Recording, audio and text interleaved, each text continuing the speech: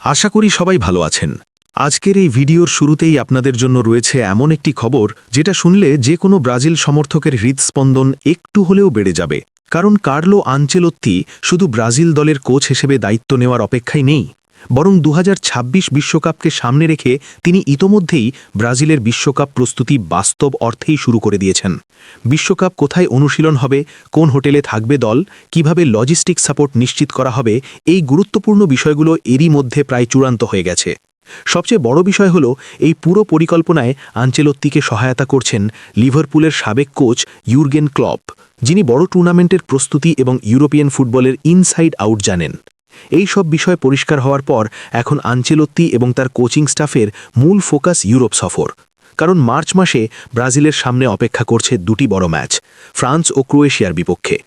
এই দুই ম্যাচকে সামনে রেখেই আনচেলোত্তি তার পুরো কোচিং স্টাফ নিয়ে ইউরোপে অবস্থান করছেন এবং একের পর এক ব্রাজিলিয়ান ফুটবলারদের পারফরম্যান্স সরাসরি পর্যবেক্ষণ করছেন। আমরা দেখেছি কার্লো আনচেলোত্তি এবং রদ্রিগো কায়তানো সম্প্রতি রিয়াল মাদ্রিদের টানা দুটি ম্যাচ মাঠে বসে দেখেছেন, লা লিগায় লেভান্তের বিপক্ষে ম্যাচ এবং চ্যাম্পিয়ন্স লিগে মোনাকোর বিপক্ষে ম্যাচ। একজন বিশ্বকাপজয়ী অভিজ্ঞ কোচ যখন নিজ চোখে খেলোয়াড়দের পারফরম্যান্স বিশ্লেষণ করেন, তখন সেই মূল্যটা আলাদা হয়। ক্লব যেভাবে ট্রেনিং গ্রাউন্ডের সুযোগ সুবিধা, হোটেলের মান, টিম এনভায়রনমেন্ট এসব বিষয়ে আনচেলোত্তিকে সহযোগিতা করছেন, তা বিশ্বকাপে ব্রাজিলের প্রস্তুতিকে অনেকটাই এগিয়ে দেবে।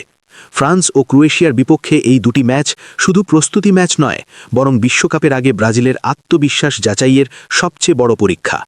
এই দুই শক্তিশালী দলের বিপক্ষে যদি ব্রাজিল ভালো পারফরম্যান্স দেখাতে পারে কিংবা জয় পায়, তাহলে বিশ্বজুড়ে একটা বার্তা যাবে ব্রাজিল সত্যিই আবার চ্যাম্পিয়ন হবার পথে ফিরছে।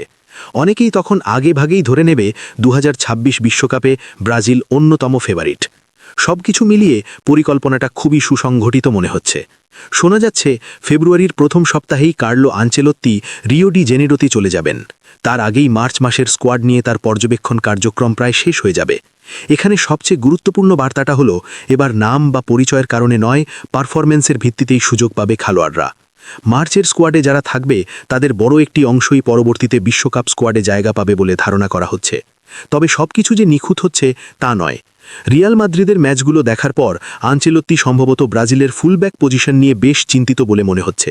বিশেষ করে কায়ো হেনরিক ও ভ্যান্ডারসনের পারফরম্যান্স তাকে হতাশ করেছে বলে মনে হচ্ছে। সান্তিয়াগো বার্নাবেউতে এসে দুজনেই বেশ চাপে ছিল এবং নিজেদের সেরাটা দিতে পারেনি। একজন কোচ হিসেবে আনচেলোত্তিকে এখন বড় সিদ্ধান্ত নিতে হবে, বিশ্বকাপের মতো মঞ্চে ফুলব্যাক হিসেবে কাদের ওপর ভরসা করা যায়। এই জায়গাটায় ভুল হলে বড় টুর্নামেন্টে তার মাসুল দিতে হয়। এবার আসা যাক সবচেয়ে আলোচিত বিষয়, কার্লো আনচেলোত্তির সঙ্গে ব্রাজিল ফুটবল কনফেডারেশনের চুক্তি। দীর্ঘদিন ধরেই গুঞ্জন ছিল আনচেলোত্তির সঙ্গে ২০৩০ সাল পর্যন্ত চুক্তি করতে চায় সিবিএফ। অবশেষে গতকাল সেই সিদ্ধান্ত অনুমোদন পেয়েছে। ইউরোপ সফর শেষ করে ব্রাজিলে ফিরে গেলেই আনচেলোত্তি এই চুক্তিতে আনুষ্ঠানিকভাবে সই করবেন। সবকিছু প্রায় ডিল ডান। ২০৩০ সাল পর্যন্ত ব্রাজিল দলের দায়িত্ব, বছরে প্রায় ১০ মিলিয়ন ইউরো বেতন, যা তাকে বিশ্বের সবচেয়ে বেশি বেতন পাওয়া কোচে পরিণত করবে। অন্য কোনো কোচ এই পর্যায়ের সুযোগ সুবিধা একই সঙ্গে পান না। তার ওপর যদি আনচেলোত্তির অধীনে ব্রাজিল ২০২৬ বিশ্বকাপ জিতে নেয়, তাহলে অতিরিক্ত ৫ মিলিয়ন ইউরো বোনাস পাবেন তিনি। সব মিলিয়ে রাজকীয় আয়োজনেই আনচেলোত্তি ব্রাজিলের দায়িত্ব নিতে যাচ্ছেন। প্রশ্ন হলো, ব্রাজিল কেন এত খরচ করছে? কারণটা খুব পরিষ্কার। ২০০২ সালের পর আর বিশ্বকাপ জিততে পারেনি সেলেসাও। এত বছরের অপেক্ষা, ব্যর্থতা আর সমালোচনার পর ব্রাজিল চায় নিখুঁত একজন প্ল্যানার, দুর্দান্ত ট্যাকটিশিয়ান এবং সেরা ম্যানেজার। এই তিনটি গুণই কার্লো আনচেলোত্তির মধ্যে রয়েছে। তিনি যদি এই দলটাকে সঠিকভাবে ম্যানেজ করতে পারেন, সাহসী ও ব্যালেন্সড একটি স্কোয়াড ঘোষণা করতে পারেন এবং বিশ্বকাপের প্রস্তুতিটা ঠিক পথে রাখতে পারেন, তাহলে সত্যিই ২০২৬ সালে ইতিহাস বদলাতে পারে। তখনই সবাই বলবে, yes, Carlo Ancelotti is back.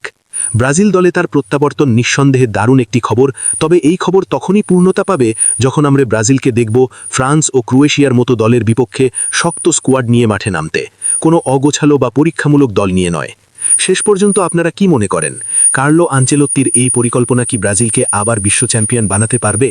আপনার মতামত অবশ্যই কমেন্টে জানাবেন। ধন্যবাদ সবাইকে।